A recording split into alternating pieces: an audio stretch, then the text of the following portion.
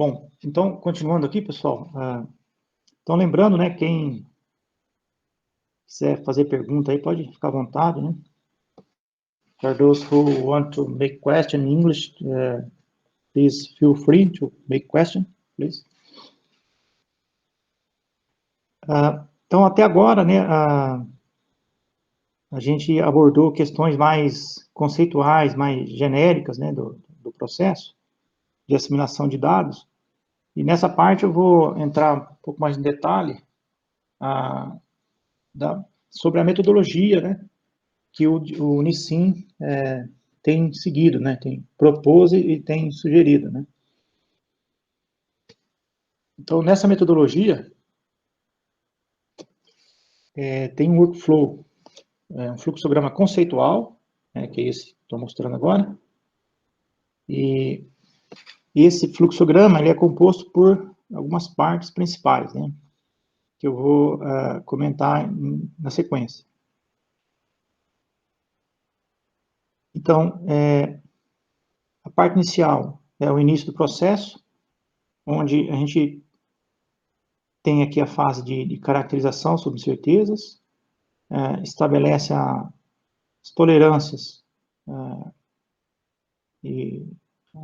as tolerâncias, né, e as constantes para os dados, para normalizar os dados, as tolerâncias em relação aos dados observados, né, para normalizar as soluções, e define aqui o processo, que para nós aqui o padrão é processo de assimilação de dados. Na sequência vem uma fase de análise, onde a gente simula, em função das incertezas, a gente gera combinações, né, gera modelos de simulação, executa a simulação e faz o diagnóstico. Então, essa é a fase de análise. Depois vem um processo iterativo, né? A partir dessa análise, a gente entra no processo iterativo com três alterações ou focos, né, de mudanças principais. A primeira delas é o modelo de simulação. Então, seguindo aqui, né, a partir do passo 7, se os resultados tiverem aceitáveis, a gente pode aqui tentar aumentar o número de modelos e partir para a aplicação. Se não tiver aceitável, primeiro a gente vai verificar o modelo numérico, se tem algum problema. Aqui uma observação, né? No passo, na etapa 2 da metodologia geral, essa verificação ela já é realizada de alguma forma, né? Mas, por exemplo, quando a gente combina as incertezas, algum comportamento que não apareceu lá na análise daquele modelo pode aparecer aqui. Então, a gente pode observar, por exemplo, que pode ter algum problema na produtividade do poço, que, de acordo com as combinações das incertezas, ficaram mais evidentes aqui, né? Então, esse passo 8 aqui é para, eventualmente, inserir ou corrigir, né, possíveis problemas no modelo numérico. É a etapa 9 aqui. Feito isso, eu volto e continuo o processo, né?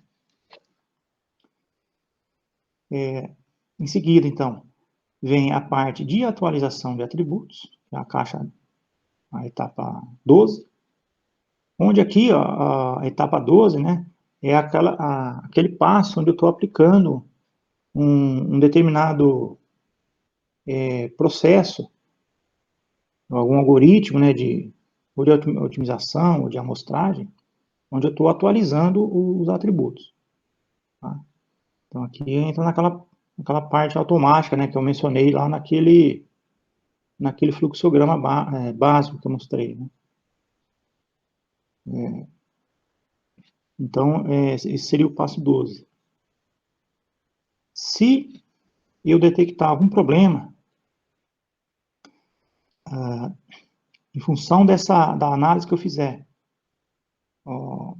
eu detectar algum problema aqui que eu não estou conseguindo chegar num resultado satisfatório, e eu, através do diagnóstico, concluir que tem algum problema na caracterização, eu vou avaliar a necessidade de fazer uma nova parametrização, mudar a parametrização. Então, se eu concluir que é necessário, eu vou para o passo 11, faço então essa revisão da caracterização e volto para o passo 12. Tá? Então, na verdade, antes de ir para o 10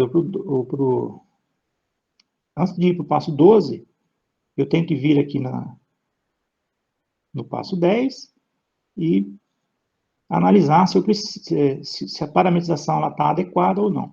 Tá?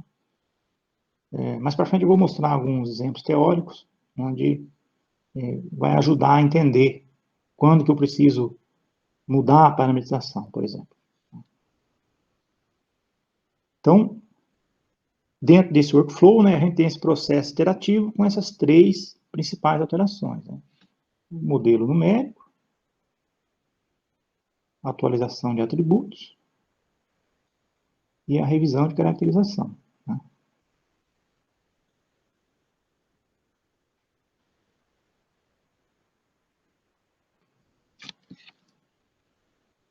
Uma vez que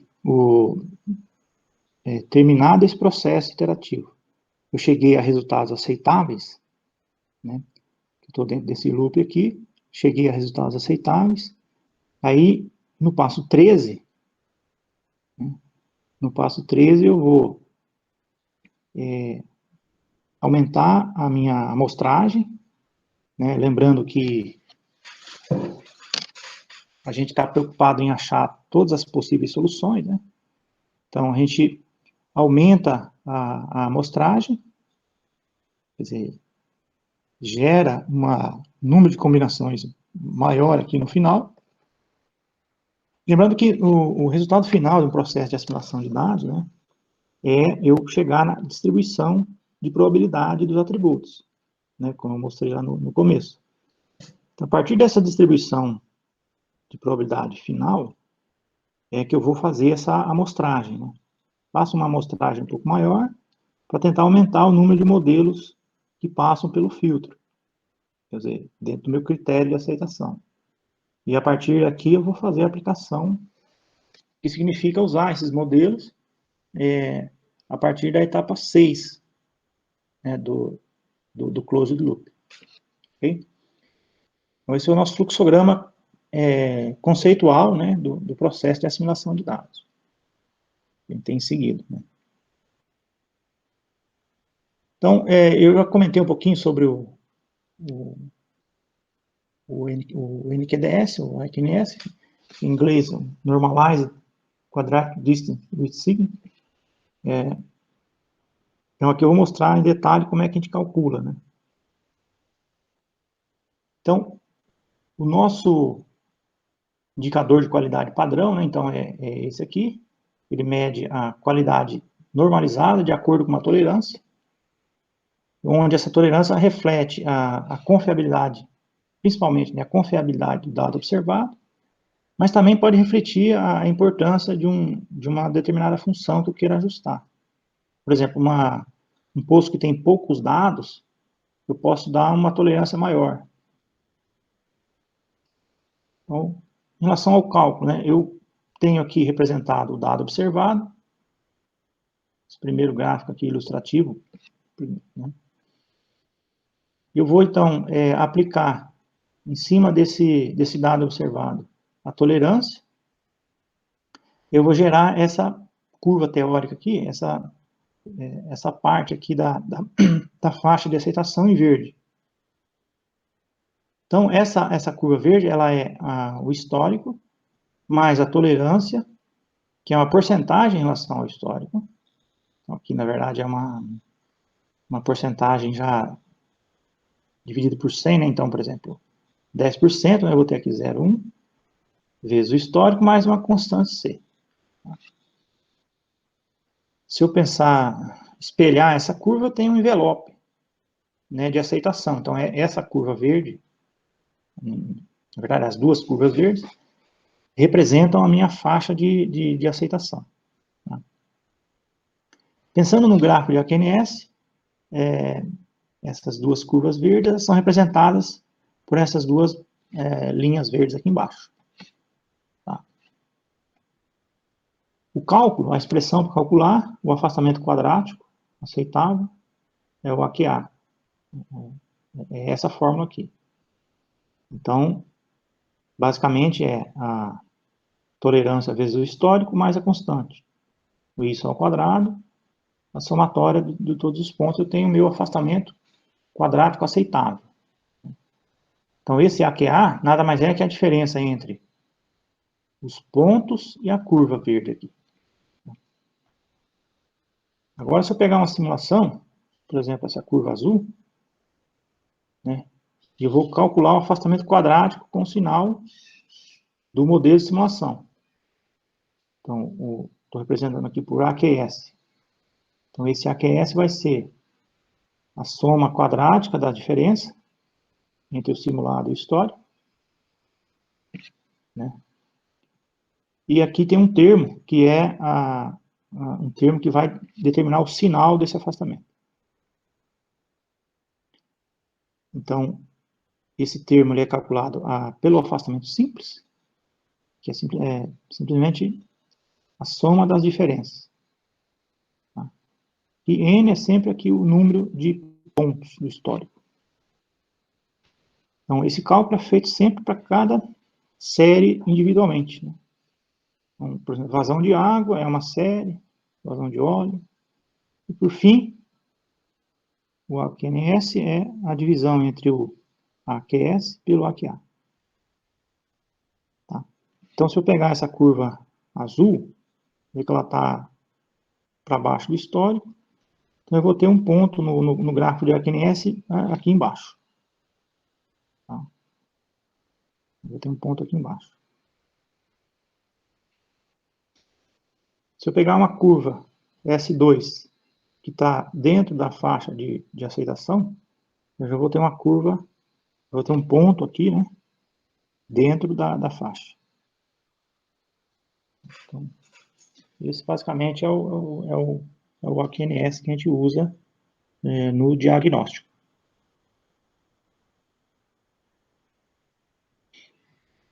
José, só interrompendo rapidinho, o José ele tem uma pergunta que ele quer saber o que você quer dizer com a atualização de atributos. Ah, tá.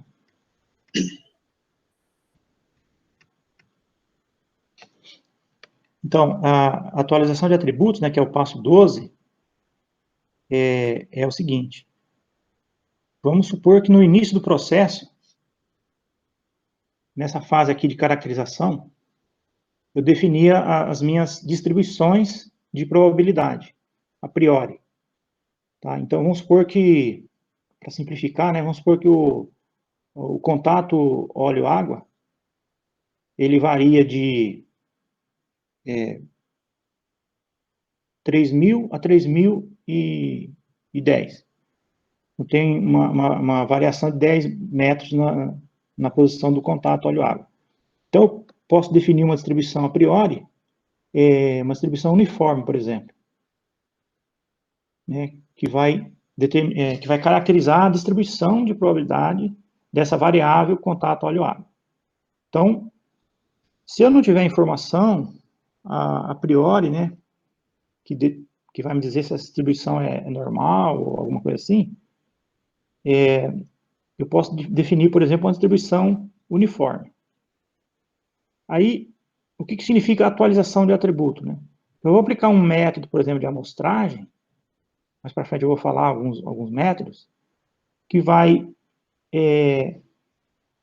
partir dessa distribuição a priori uniforme e vai chegar numa distribuição final, por exemplo, uma distribuição próxima de uma normal, onde vamos dizer assim, o pico ali da distribuição, ou seja, o nível, né, mais provável, é aquele que melhor ajusta o histórico, né, dentro das combinações. Então, é nesse sentido que a gente fala, né, atualização de atributo. Quer dizer, eu parto de uma distribuição a priori, que foi definida nesse processo, no passo 1 de caracterização aqui, né, nesse passo 1, e aí aplicando um determinado método, que no nosso caso, né, a gente está mais preocupado em fazer um processo de amostragem, eu vou atualizar a distribuição de probabilidade. Então, é nesse sentido, né, que a gente chama, se eu tivesse, por exemplo, se eu pensar no método de otimização, também vale, né, porque eu estou, a partir de um critério, né, de ajuste, né, eu estou amostrando pontos dentro de um espaço de busca e estou atualizando, né, eu estou gerando soluções que mais se aproximam do histórico. Tá? Então, aí no final, eu vou chegar com soluções onde os valores, né, dos atributos mais prováveis são aqueles que mais se ajustam ao histórico. Tá? Se ficou alguma dúvida, é só avisar, viu, Daniel? Tá, se o José tiver alguma dúvida, pode perguntar direto para o Célio, não tem problema também. Pode perguntar também. Então, é exatamente esse passo 12, né, que está aquela parte automática que eu falei, né, lá naquele fluxograma básico, né. Lembra que tinha lá eu parto de um modelo base, altero o modelo, faço a simulação, calculo a função objetivo, lembra? Tem aquele workflowzinho básico lá, né? Então, é esse passo 12 que vai fazer essa atualização, né? Então, um termo genérico aí para representar num contexto probabilístico, né? A atualização da distribuição de probabilidade do atributo. Tá?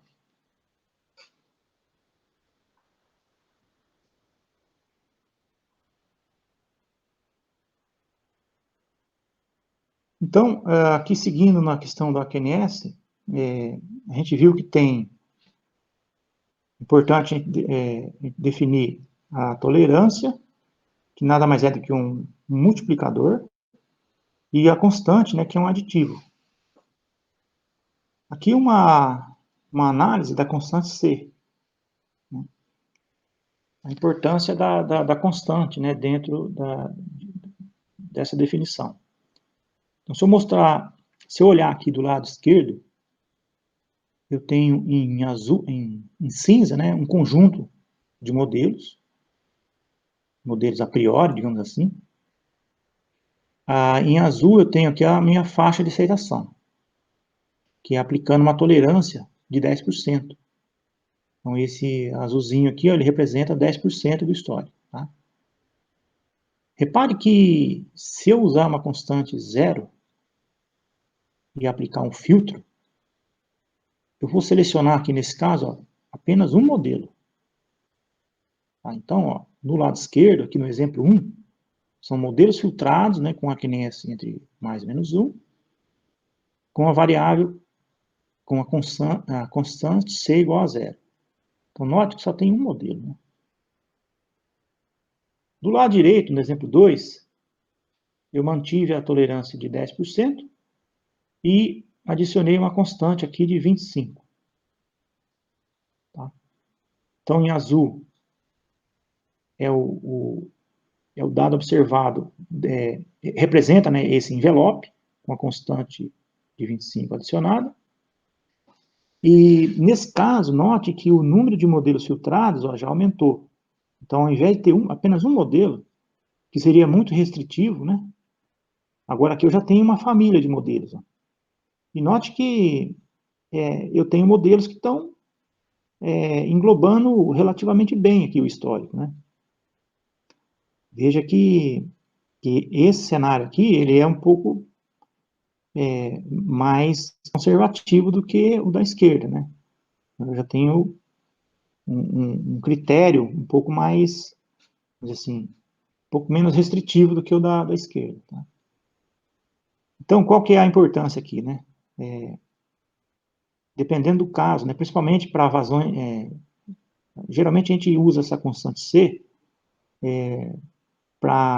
principalmente, né, para vazão de água, onde ou a vazão de água é zero, se for zero o tempo todo, digamos que parasse aqui no 1500, aí obrigatoriamente eu tenho que informar a constante C, né, senão vai dar divisão por zero.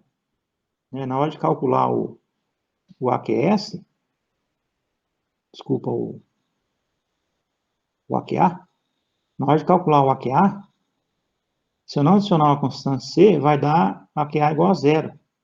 E aí vai dar divisão por zero. Então vai ficar indeterminado.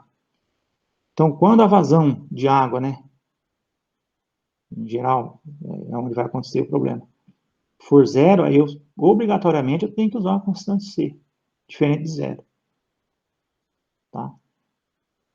Agora, se for, aí tem outras situações, né, intermediárias, por exemplo. Se eu tiver uma vazão de água já alta desde o começo, aí, eventualmente, aí não necessariamente, eu não preciso usar. Mas, por exemplo, igual esse caso aqui, ele produz água, mas a vazão de água é relativamente baixa. Tá? Então, aqui ainda é recomendável usar, porque se eu tenho, primeiro, né, se eu tenho um modelo, né, vou pegar esse aqui, do lado direito, esse modelo aqui, ó, a água que chegou um pouquinho depois, um pouquinho antes do histórico, tá? Mas depois, ó, ele acabou entrando aqui dentro do envelope, tá? Então, se eu não aplicar a constante C, eu acabo ficando um critério muito restritivo.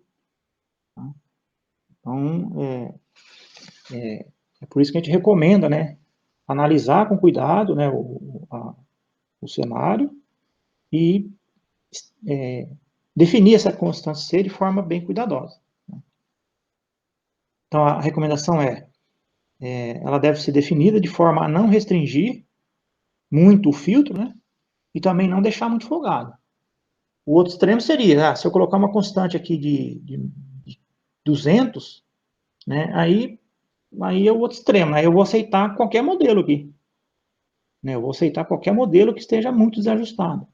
Também não é a situação indicada.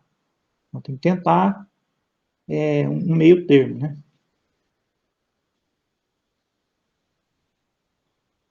Aqui só mostrando um zoom, né, daquele gráfico e destacando que essa função, o AQNS, como uma função objetiva qualquer, né, que calcula a somatória de pontos, ela vai representar um comportamento médio, né?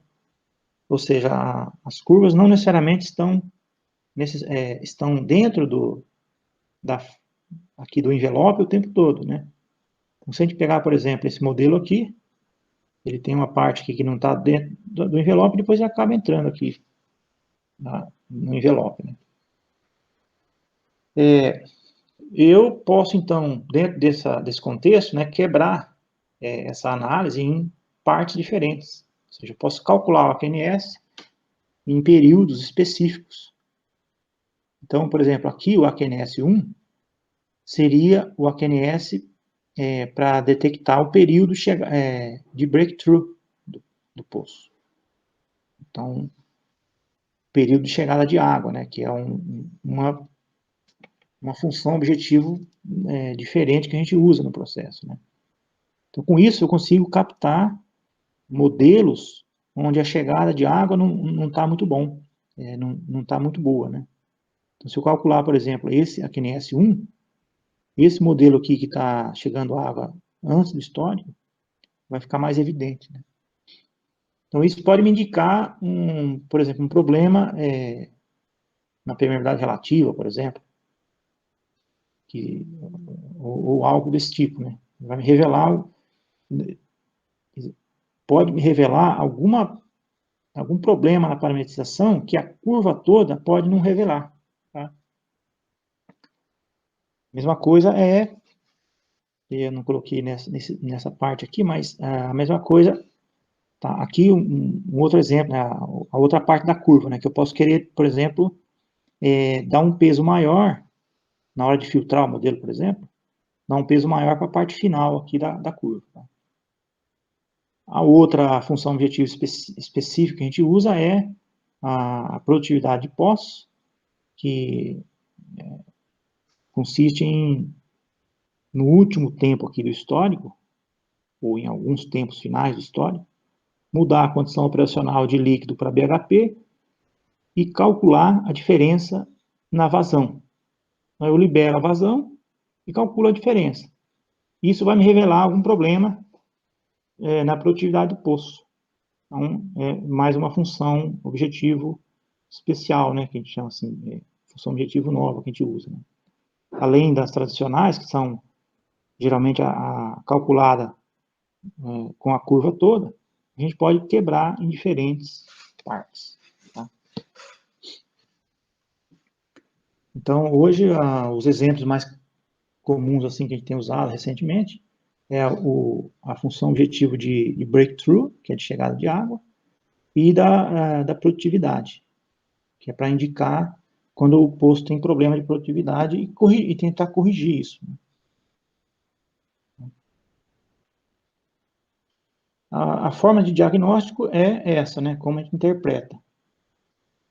Por exemplo, aqui eu tenho algumas curvas teóricas e aqui o gráfico de AQNS.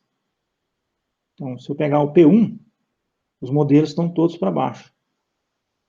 P2 está tudo para cima, né? Está indicando aqui. Vocês se lembram lá na fórmula, né, que quando a gente calcula o sinal, a gente faz o simulado menos o observado, que é justamente para dar essa ideia, né? Que se a curva simulada estiver para cima, o AQNS vai estar para cima, para ficar coerente, né? A gente tem que fazer, na hora de calcular o sinal, que o quadrático tanto faz, né? Porque como é quadrado, mas na hora de calcular o sinal,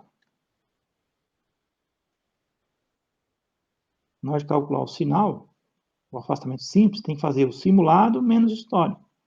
Se inverter aqui, aí aquele gráfico lá fica invertido. Inclusive, no início, a gente fazia assim. E aí, em algumas reuniões, né, o pessoal começou a observar, falar, mas seria interessante inverter para ficar mais coerente, né?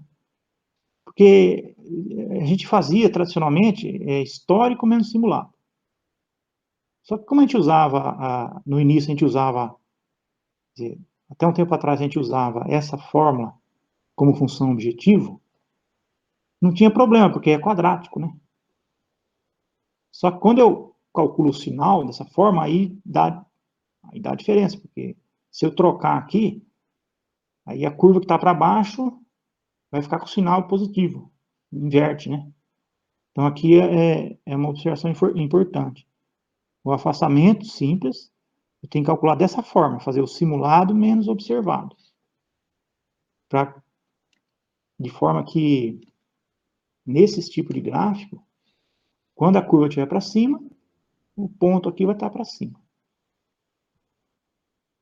Isso é óbvio, assim, isso pegando o comportamento médio, né? Às vezes a curva pode cruzar, tal, mas na média é esse comportamento. Quando está a curva toda assim, aí não tem dúvida, né? O P3, por exemplo, ali tem...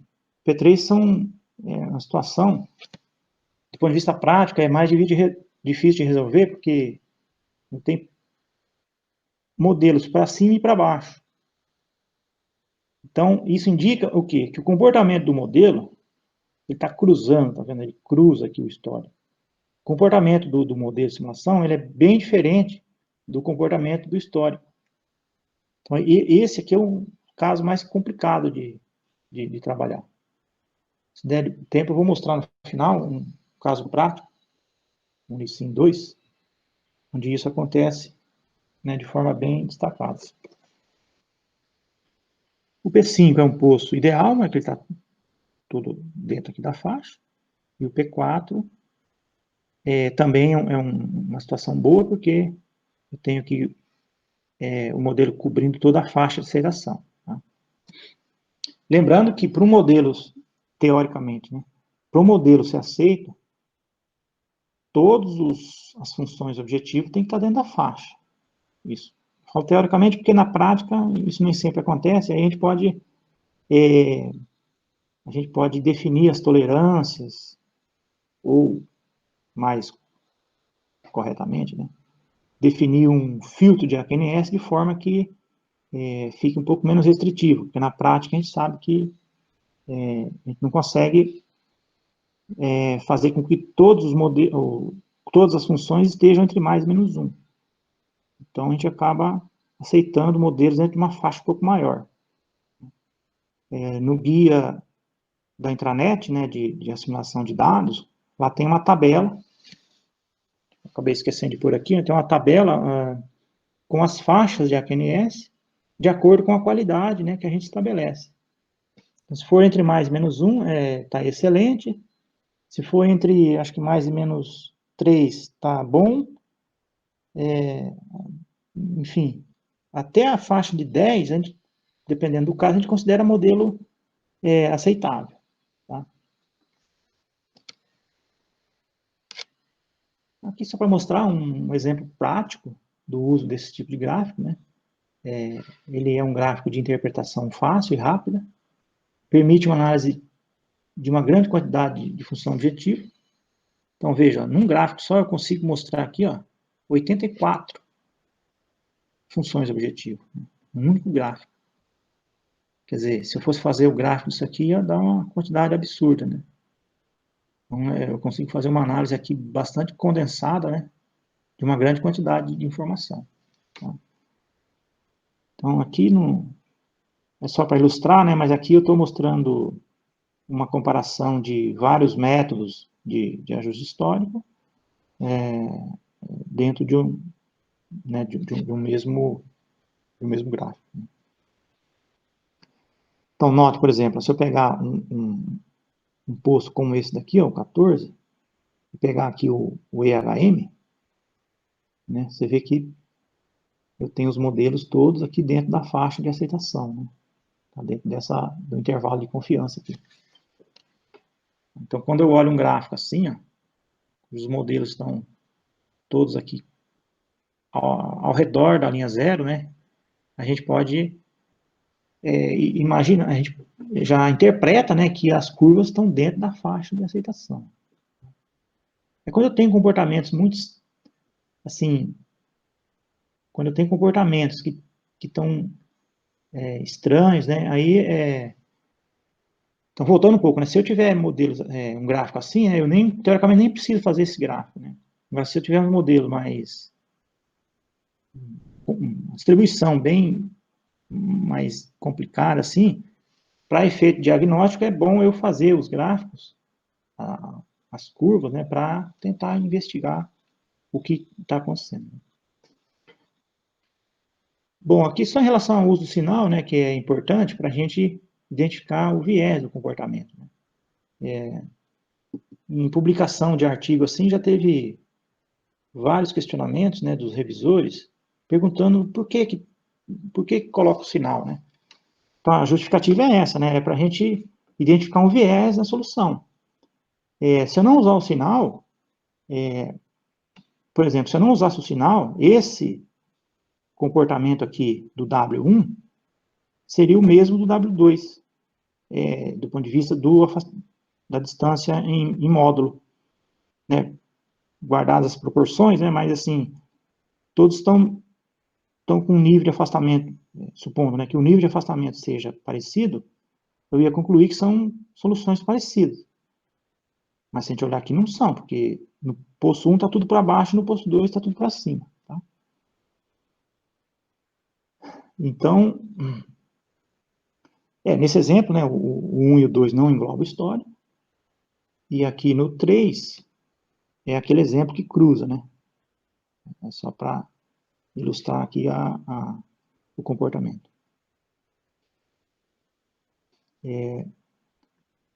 Então, em relação a como tratar esse comportamento, né? Quando isso acontece, por exemplo, se nenhum posto engloba histórico, ou acontece esse comportamento aqui, em verde, né? Isso é um indicativo de que eu talvez precise recaracterizar. O 3 aqui, principalmente, Porque, tá vendo, o comportamento da simulação é muito diferente do histórico. Então, provavelmente tem alguma coisa aqui no modelo, ou que não foi prevista na caracterização, ou que foi prevista de forma não adequada, né? No caso aqui, talvez uma falha que foi mapeada e a transmissibilidade está muito alta, ou não deveria ser selante, né? Então a água está chegando muito tarde, por exemplo, ou algum canal que não foi mapeado, por exemplo, que a água era para chegar e não está chegando, tá chegando muito tarde. Então, esse tipo de informação, né? Esse tipo de... Então, pode ser necessário tanto mudar a faixa dos atributos ou adicionar novos atributos, né? E entrando agora nessa parte de parametrização, né? Que é uma das principais das partes mais importantes do processo, né? Então, se a gente imaginar um espaço de busca, esse aqui em vermelho, e imaginar que a solução está aqui fora, essa aqui é a solução, né? Aqui, independente do método que eu usar, pode ser o método mais eficiente que existe, que ele nunca vai chegar na solução, tá? Porque eu estou definindo um espaço de busca que não contempla a solução, né? Então, nesse caso, eu tenho que fazer uma recaracterização. Nesse caso aqui, eu vou ter o quê? Que é ampliar a faixa, né, de variação dos atributos. Supondo aqui que esse espaço de busca, né, representa a combinação de dois atributos, né? Tem duas dimensões aqui. Então, isso é uma coisa bem importante, né? Então, se a gente aplicar um processo de ajuste, né, de assimilação de dados, e não funcionou, tem várias possibilidades. Uma delas é que o espaço de busca, né, a parametrização não está definida de forma adequada. E aí, o método não vai, ele não tem como fazer milagre, né? Outra coisa é que o método, se o espaço de busca, a parametrização estiver correta, o método pode não funcionar muito bem. Aí são várias possibilidades. Um exemplo aqui, para ilustrar, um exemplo teórico, né, de um reservatório com 8 regiões. A permeabilidade das 8 regiões são os atributos incertos. Então, para fazer um teste rápido aqui, na iteração 200 combinações, variando a permeabilidade entre 600 e 1.200. A permeabilidade de todas as regiões. Note que o PROD 3 está aqui em cima. A água chega antes, né, em todos os modelos. Os 200 combinações, a água chega muito antes. Porque, como a permeabilidade de todas as regiões, ela está acima, né, a permeabilidade mínima ela já começa acima, então a água injetada aqui, né, no caso do injetor 2, ela vai, em grande parte aqui, chega no produtor 3 de forma precoce, né? Se eu fizer as mesmas 200 combinações, mas considerando um mínimo de 100, aí a situação já muda, né? Aí você vê que você já tem uma distribuição de modelos que engloba o histórico e já tem aqui alguns modelos filtrados, né? Então, rapidamente aqui só para ilustrar com um caso sintético, né? Como que a definição ou a parametrização ela pode afetar de forma decisiva, né, o resultado. Agora aqui, vendo a influência da discretização. Pegar o exemplo lá de 2 camadas, relembrando aqui o espaço de busca, né, eu tenho aqui a solução correta, aqui na região A, e aqui eu tenho os meus mínimos, né, B e C. Aqui eu vou começar com 3 níveis. Eu vou discretizar lá a faixa de permeabilidade em 3 níveis. Lembrando que a permeabilidade varia entre 200 e 2.500.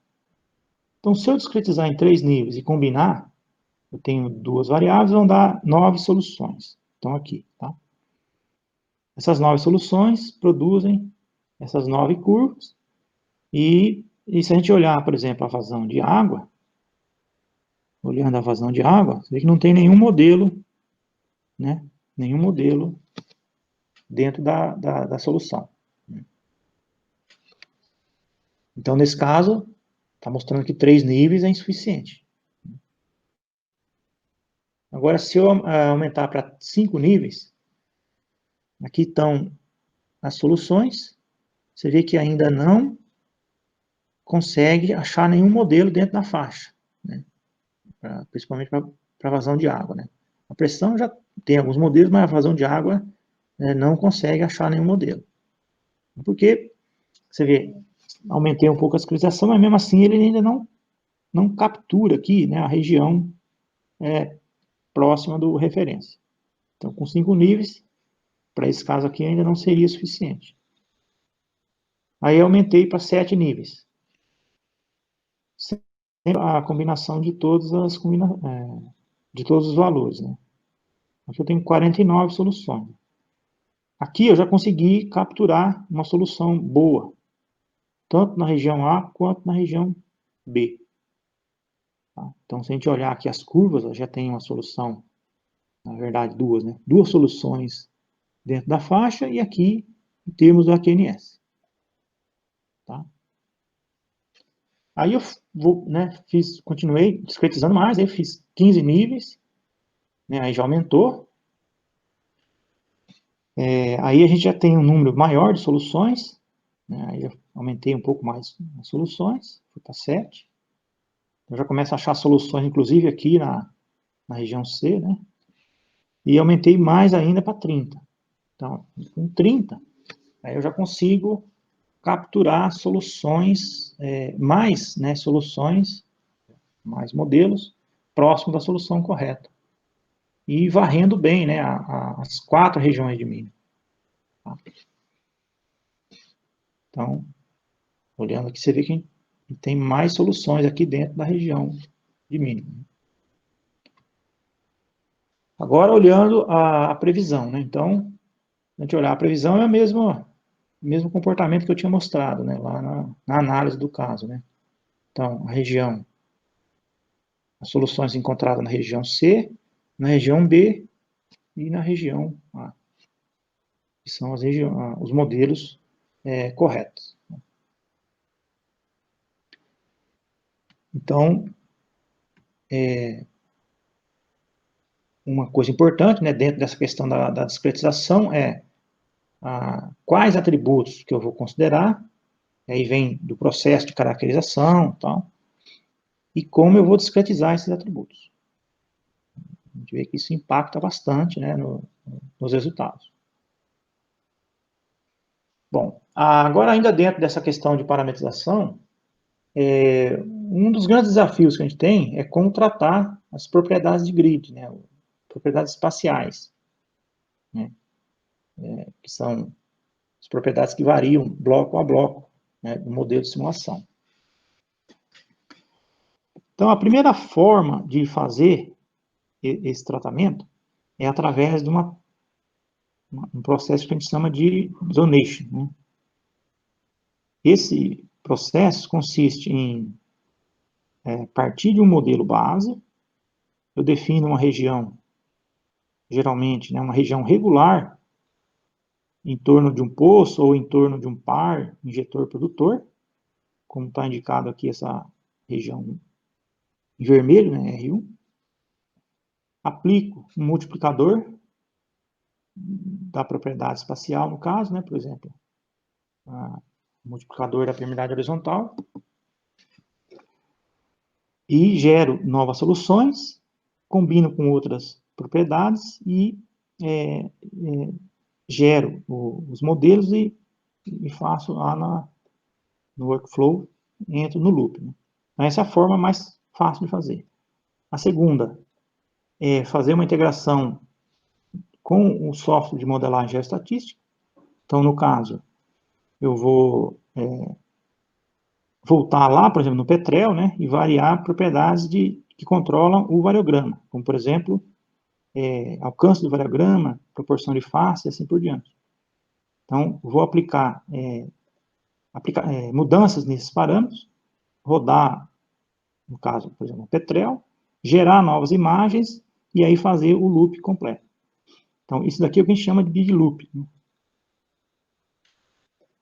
Ou usando os métodos que a gente tem usado ultimamente, né, que são métodos mais eficientes, do ponto de vista da computacional e do resultado, métodos onde a gente gera um conjunto de imagens, a priori, esse conjunto de imagens gerado no Petrel, né, e aplica, né, mudanças específicas, né, de acordo com o método, e gera novas imagens. A diferença é que aqui a gente não precisa voltar no Petrel, né, toda vez que for gerar um novo conjunto de imagens, né. O próprio método é que se encarrega de gerar essas imagens, né. Então, isso torna o método mais eficiente, né, que eu não preciso voltar e rodar, por exemplo, o Petrel, né, que computacionalmente é bem demorado. Tá? Então, resumindo, né, o Zonation é um método fácil de implementar, só que geologicamente é inconsistente, pode gerar descontinuidade. O método baseado em conjunto, como por exemplo, Ensemble Smoother with Multiple Data Assimilation, ele é um método bastante eficiente, né, especificamente para reservatórios com distribuição gaussiana, mas tem uma certa dificuldade de lidar com propriedades de grid discreta, como indicador de face, por exemplo. E também para reservatórios muito heterogêneos, como canais, Super-K, etc., também pode ter algum problema. Ele funciona bem para reservatórios com propriedades gaussianas. Então, fica um pouco fora aqui o processo de Big Loop, né, integração direta com software de modelagem estatística, ele é bastante robusto, porque ele permite aplicar métodos sofisticados, né, de geoestatística, porém, ele é mais complexo, né, de implementar, né, torna o processo bem mais complexo, porque, primeiro, ele requer conhecimento específico de geoestatística e também demanda, né, um alto custo computacional.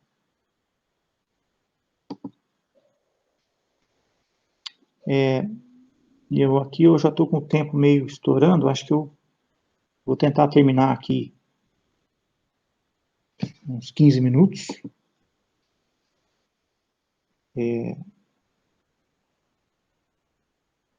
Então, vou falar rapidamente aqui sobre alguns métodos de otimização, né? Métodos, basicamente são métodos locais, como eu falei rapidamente, né, do gradiente, métodos globais, como o algoritmo genético, e mistos, né, que pode combinar uma estratégia com a outra. Aqui eu vou passando rapidamente, porque o tempo meu está acabando, mas basicamente um método de gradiente, né, como gradiente numérico aqui, né, ele vai seguindo direções de busca, né, ele vai calculando o gradiente aqui em torno de um ponto e vai seguindo direções de busca, até achar um mínimo local. Tá? Para evitar chegar num mínimo local único, eu posso startar o processo de vários pontos. Aqui eu vou resumir aqui, tentar resumir, né?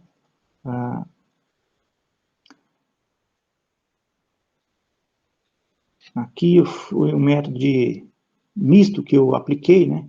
Usando o Simulate Annealing, que é um método de busca local, né? Que vai tentando seguir um caminho aqui na função objetivo,